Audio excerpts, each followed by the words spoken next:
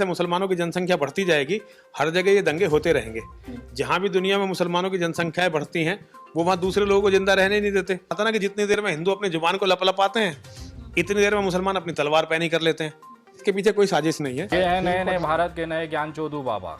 ये वो भोसड़ी वाला बाबा है जिसकी विवादित बयानों को लेकर, बकचोदियों को लेकर देश में हमेशा सरदर्द होता रहता है। इससे होता कुछ नहीं, आज तक अपनी जिंदगी में ये कुछ कर नहीं पाया। हेलो दोस्तों, यति नरसिंहानंद एक ऐसा आस्तीन का सांप है कि जब भी उगलेगा जहर ही उगलेगा। जी हाँ दोस्तों, बता दें इसका हाल ही में एक सोशल मीडिया में वीडियो हो रहा है वायरल, जहाँ पर ये मुसलमानों को तो हमेशा से गाली देता ही है, गलत बोलता ही, इस्लाम के खिलाफ गलत बोलता ही है, लेकिन अब इसने हद पार कर दी है। अब इसने संविधान के खिलाफ भी बहुत बड़ी बड़ी गलत बात बोली है। जी हाँ दोस्तों, इस वीडियो में इसने कहा कि वो भारत के संविधान की इज्जत नहीं करता। बता दें अभी तक इसकी जगह पे कोई और शख्स होता है तो उसके ऊपर कार्रवाई हो चुकी होती, लेकिन अभी भी ये खुला सांड बन के घूम रहा है। लेकिन दोस्तों अच्छी बात यह है इस वीडियो में कि इस यति नरसिंहानंद की इस वीडियो में कर दी है कुटाई हमारे एक हिंदू भाई, जी हाँ, जिनका नाम है विनय दुबे। उन्होंने इस नरसिंहानंद की खोली है ऐसी पोल कि दिन भर करता रहेगा ये वीडियो देखकर रोल पोल। जी हाँ दोस्तों, आइए इस बेहतरीन वीडियो को देखिए और विनय दुबे ने जिस तरीके से इसकी कुटाई की है इसके बारे में क्या कहना है कमेंट में लिखना ना भूले। हिंदुओं के दिमाग से पॉलिटिक्स निकलती नहीं है। ये देश इसीलिए 1400 साल से इस्लाम का वो आतंक झेल रहा है क्योंकि हिंदू तो राजनीति में लगा रहता है और मुसलमान हिंदुओं को खाने में लगे रहते हैं। विंस्टन चर्चिल ने कहा था ना कि जितनी देर में हिंदू अपनी जुबान को लपलपाते हैं, इतनी देर में मुसलमान अपनी तलवार पैनी कर लेते हैं। इसके पीछे कोई साजिश नहीं है। ये सीधा सीधा है, जैसे जैसे मुसलमानों की जनसंख्या बढ़ती जाएगी, हर जगह ये दंगे होते रहेंगे। जहां भी दुनिया में मुसलमानों की जनसंख्याएं बढ़ती हैं, वो वहां दूसरे लोगों को जिंदा रहने नहीं देते। तो ये कोई नई बात नहीं है, तो ये तो बढ़ता रहेगा। अभी तो आपको बहुत कुछ देखना है, ये तो छोटी सी बात है। धीरे धीरे जैसे मुसलमानों की जनसंख्या बढ़ेगी तो आपको एक दिन ये भी देखना है कि खुलेआम जो है मतलब लोगों का कत्ल भी क्या करेंगे ISIS वालों की तरह, और बेटियों की मंडियां भी लगाया करेंगे और मंदिर सारे तोड़ ही देंगे। इनका धर्म इन्हें यही सिखाता है। पूरी दुनिया में इस्लाम ने जो किया है, भारत उसकी सबसे बड़ी प्रयोगशाला है। भारत इस्लाम की सबसे बड़ी प्रयोगशाला है। तो ये बिल्कुल सुनियोजित नहीं है, तो मतलब ये है ही इनकी नेचर में ही है। लेकिन तो फिर एक काम करना चाहिए ना, नीतीश को कुर्सी छोड़ देनी चाहिए। अगर भाजपा इतना कमजोर विपक्ष होकर भी वहां इतने बड़े दंगे करवा सकती है तो फिर नीतीश कुमार कुर्सी पे बैठे क्यों ना, कुर्सी छोड़ देनी चाहिए। ये नेताओं का काम है एक दूसरे पर दोषारोपण करना, क्योंकि ये सच्चाई की तह में जाना ही नहीं चाहते। मुसलमानों की नेचर में लड़ना है, उनकी नेचर में कत्लो गारत है, उनकी नेचर में लूटपाट है। वो दूसरों के जुलूसों को देख ही नहीं सकते। जिस दिन योगी जी की सरकार यहाँ नहीं रहेगी, आप यूपी का देखना क्या हाल होगा। यूपी में नहीं होते थे क्या जुलूसों पे, कोई ऐसे शोभा यात्रा निकलती तो उस पर हमले नहीं करता थे क्या? ये तो जब से योगी जी आए हैं यहाँ हमले बंद हो गए। योगी जी की सरकार हटेगी, यहाँ हमले फिर शुरू हो जाएंगे। अगर योगी जी मुख्यमंत्री ना हो तो यहाँ तो मुसलमान जो है हिंदुओं को पका के खा जाए, जैसे जम्मू कश्मीर में खाते हैं। जैसे जम्मू कश्मीर में हिंदुओं को मार के पका के खाते हैं, उस तरह से मार के पका के खा जाए हिंदुओं को। और अगर आपको आश्चर्य हो तो मैं आपको भी पूरा रिकॉर्ड दिखा सकता हूँ कि मुसलमानों ने हिंदुओं को मार के पका के खाया है। जनरल मुसलमान की टेंडेंसी है इसको देखिए, आतंकवाद नहीं, जिसे आप आतंकवाद कहती हैं वो इस्लामिक किताबों में जिहाद है, और जिसे आप आतंकवादी कहते हैं वो उनके मुजाहिद हैं। वो उनके ये आतंकवाद नहीं, ये तो इस्लाम का जिहाद है। और दुनिया का हर वो मुसलमान जो मोहम्मद और कुरान में विश्वास करता है वो मुजाहिद है, वो जिहादी है, और वो सबके साथ ऐसे ही करेगा।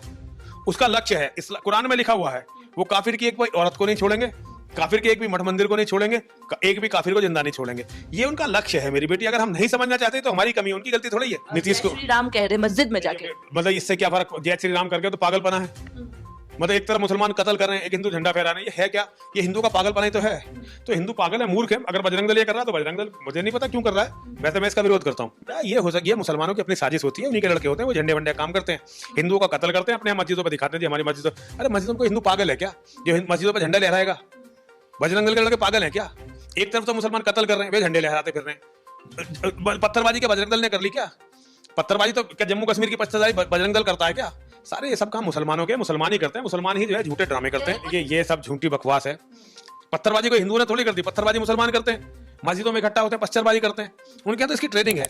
मोहम्मद के टाइम से पत्थर मार रहे हैं वो दूसरे लोगों को, और जब दूसरे लोग खत्म हो जाएंगे अपनी औरतों को पत्थर मारेंगे। तो उनका काम है भैया पत्थर मारना, उनका धर्म पत्थर मारने में धर्म है। नहीं, बिल्कुल भरोसा नहीं। कानून बिल्कुल इस्लाम के साथ है, हिंदू विरोधी कानून है। सरकार हिंदू, संविधान हिंदू को कुचलने के लिए है। बिल्कुल संविधान की कोई कीमत मेरे नजर में एक पैसे की नहीं है। मैं संविधान को मानता ही नहीं हूँ। वस्त्रों में देखकर आप समझ चुके होंगे कि आज किसी ऐसे ही लोगों की रिलाई का दिन है। आज विषय है एक ऐसे फर्जी बाबा की रिलाई का जिसका इंतजार पूरा भारत कर रहा था। बहुत दिनों से मैं सोच रहा था कि इस बाबा को कैसे पेला जाए, क्योंकि बाबा इतना बेशरम है कि इसके ऊपर अगर आप हक भी देंगे तो भी ये मुस्कुराता हुआ कहेगा कि बहुत बढ़िया, बहुत आनंद आ गया। ये उन लोगों में से है जो अपनी बेइज्जती को बेइज्जती नहीं समझते बल्कि उसको एक मौका समझते हैं। इसी के लिए बार बार ये वीडियो कैमरे पर आकर अपने मुंह से लघु शंका और दीर्घ शंका दोनों करते हैं। इस बाबा के बारे में जानने से पहले इसका नया वीडियो आपको देखना बहुत ज़रूरी है। जरा मैं बोलूँगा इस भोसड़ी वाले बाबा को कि आप आइए और दिखाइए। ओ बाबा, ओ भोसड़ी वाले बाबा, बकबे। हिंदुओं के दिमाग से पॉलिटिक्स निकलती नहीं है। ये देश इसीलिए 1400 साल से इस्लाम का वो आतंक झेल रहा है क्योंकि हिंदू तो राजनीति में लगा रहता है और मुसलमान हिंदुओं को खाने में लगे रहते हैं। विंस्टन चर्चिल ने कहा था ना कि जितनी देर में हिंदू अपनी जुबान को लपलपाते हैं इतनी देर में मुसलमान अपनी तलवार पैनी कर लेते हैं। तो ये है नए नए भारत के नए ज्ञान चोदू बाबा।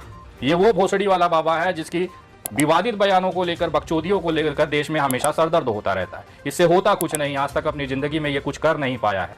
मात्र 17 साल की उम्र में सीधी, जो कि मध्य प्रदेश का एक जिला है, वहां पर इसके परिवार के साथ ये रहता था। इसके माँ बाप इतने परेशान थे कि इस भोसड़ी वाले के पिछवाड़े ऐसी लात मारी कि इसको घर से निकाल दिया गया। निकलने के बाद जब ये दर दर भटक रहा था तो ये अयोध्या पहुंचा। अयोध्या पहुंचने के बाद लगातार ये देश में लोगों के सामने हाथ फैलाकर मांगता और खाता। इसे एक धंधा समझ में आ गया था कि अगर ये भगवा कलर और एक थोड़ा सा चंदन और टीका लगा ले तो शायद इसका जो कमाई है वो बढ़ जाएगा। इसी को देखते हुए उम्र के 44 साल तक ये कभी काशी, कभी अयोध्या, कभी मथुरा, कभी हरिद्वार भटकता रहा। गाजियाबाद के डासना मंदिर के यति नरसिंहानंद के धोती के अंदर जाके ये महाराज छुप गए। 27 दिनों तक ये यति नरसिंहानंद के धोती के अंदर जाकर समाये रहे और वहां पर छुपे रहे। संत समाज है वो इन जैसे चूती और फर्जी बाबाओं के पिछवाड़े लात मारकर भगाता है, लेकिन हमारे हिंदू समाज और सनातन समाज में कुछ ऐसे लोग हैं जो आज भी जाकर इसके तलवे और अंडवे सहलाते हैं और उसको समझ में आता है कि बहुत बड़े तपस्वी ज्ञानी है। न केवल इस नाम को कलंकित किया, उस भगवे को कलंकित किया, उस सनातन को कलंकित किया जिसका एक गौरवशाली इतिहास रहा है। मैं पूछना चाहता हूं उस तमाम मेरे भारत के सनातनी भाइयों से, मुसलमानों की नफरत में और राजनीति करने के चक्कर में ये फर्जी बाबा हमारे संत समाज और खास तौर पे अयोध्या को कलंकित कर रहा है। इस पर आप क्या कहना चाहते हैं, कमेंट करके जरूर बताएं। आज आपकी इसके अंदर की जो भूख है वो मैं दिखाना चाहता हूं। इसकी जो सबसे बड़ी भूख है वो है राजनीति। इन्होंने देखा योगी आदित्यनाथ जी इतने सालों से संघर्ष करने के बाद मुख्यमंत्री बन गए, तो मैं विधायक और सांसद तो बन ही सकता हूं। वो बाबा हैं जिनके अंदर राजनीति कूट कूट कर भरी हुई है। मुसलमानों के खिलाफ बोलना ताकि सनातनी और हिंदू भाइयों का एक जो तबका है जो मुसलमानों से नफरत करता है वो इनकी तरफ आकर्षित हो। इनका केवल इतना सा ही एजेंडा है। इंसान को भगवा पहनना, टीका लगाना, यहाँ तक कि सनातन का शब्द का अपने मुंह में इस्तेमाल करना भी इस शब्द को कलंकित करता है। मैं तमाम मेरे सनातनी भाइयों और खासतौर पर हिंदू समाज से निवेदन करूंगा क्योंकि अपने समाज में पल रहे ऐसे फर्जी लोगों को पहचानने की कोशिश करें। हो सकता है आसाराम की तरह ये भी इंसान आगे चलकर आपके सनातन धर्म की बच्चियों का बलात्कार करने में कोई भी कसर न छोड़े। हो सकता है नग्न तरीके से अपने बदन की मालिश कराकर, अपने असलेहों को तेल लगाकर उसको मजबूत कराने में ये कोई कसर न छोड़े। ये ऐसे ही भेड़िए हमारे समाज में भगवा कलर का कपड़ा पहने हुए, टीका लगाए हुए घूम रहे हैं जिन्हें आप भगवान और संत की उपाधि देते हैं, लेकिन वास्तविकता में इनके अंदर की जो राजनीतिक भूख है, आर्थिक भूख है और एक शारीरिक भूख है, उसके लिए ये सारा तामझाम ये करते हैं। मेरा काम है आप तमाम लोगों तक वास्तविकता पहुंचा।